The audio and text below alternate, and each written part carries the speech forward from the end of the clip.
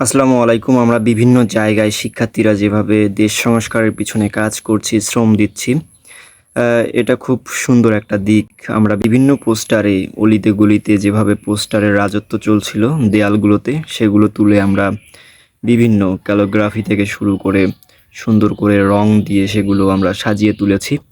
ঠিক একইভাবে আমাদের পুরো দেশটাই সবুজায়ন করাটা খুবই জরুরি।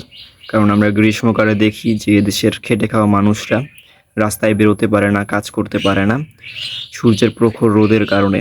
অর্থাৎ আমাদের এই দেশ সংস্কারের প্রধান যে ভূমিকাটা, বিশেষ করে ছাত্রছাত্রীদের এগিয়ে আসা, সেটা হচ্ছে যে গাছ রোপণ কর্মসূচি, গাছ লাগানোর। আমরা খুব শীঘ্রই আমরা এটা দেখতে চাই গোটা বাংলাদেশে প্রত্যেকটা জেলায়, প্রত্যেকটা উপজেলায়। এবং আমরা যদি নিজ নিজ জায়গা থেকে সবাই চাই, তাহলে এখানেও আমরা সফল হতে পারবো। এই গাছ লাগানো কর্মসূচিতেও আমরা সফল হতে পারবো ইনশাল্লাহ।